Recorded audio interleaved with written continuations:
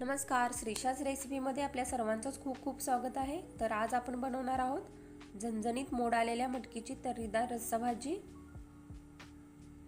तर यासाठी आपण मोड आलेली मटकी घेतले, लसूण घेतलाय, बारीक चिरलेला कांदा घेतलाय। सगळ्यात आधी तर आपण मोड आलेली मटकी भाजून घेणार आहोत। मटकी खरपूस भाजून घेतल्यामुळे काय होतं, वास येत नाही मटकीचा।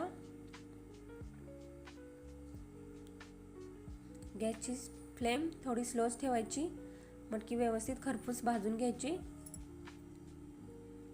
स्वयंपाकघरात जेव्हा प्रेम मिसळते ना, तेव्हा साधे अन्नही अमृतासारखे लागते। प्रत्येक रेसिपी मागे एक आठवण आणि प्रत्येक घासात एक प्रेम असतं। तर बघू शकता आपली मटकी व्यवस्थित भाजून झाले।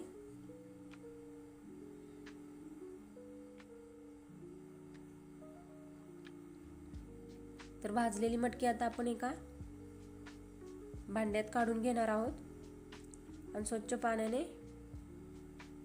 धुवून घेणार आहोत।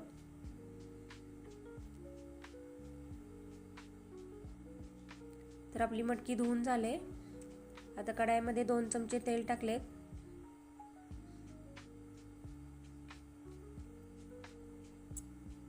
यामध्ये आता अर्धा चमचा जिरे टाकायचे।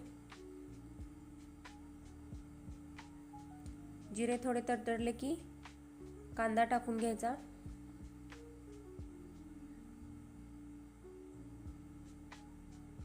व्यवस्थित मिक्स करून घ्यायचे मिश्रण।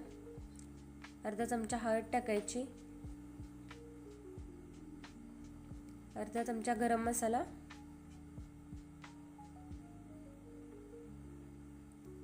आणि 1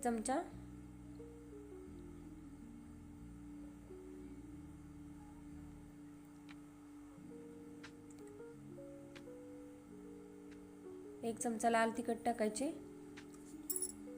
तिखट तुम्ही तुमच्या चवीनुसार कमी जास्त करू शकता।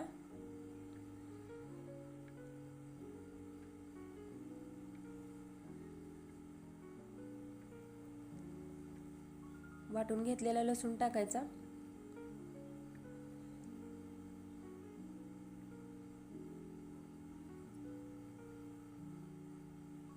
मिश्रण एकदा व्यवस्थित मिक्स करून घ्यायचे।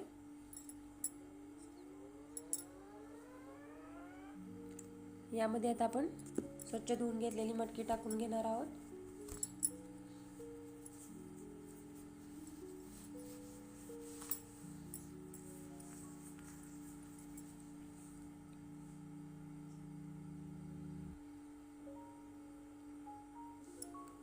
चवीनुसार मीठ टाकून घ्यायचे।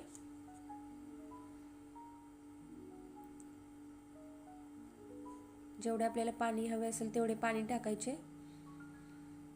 शक्यतो गरम पाणी टाकायचे। बारीक चिरलेली कोथिंबीर टाकून घ्यायची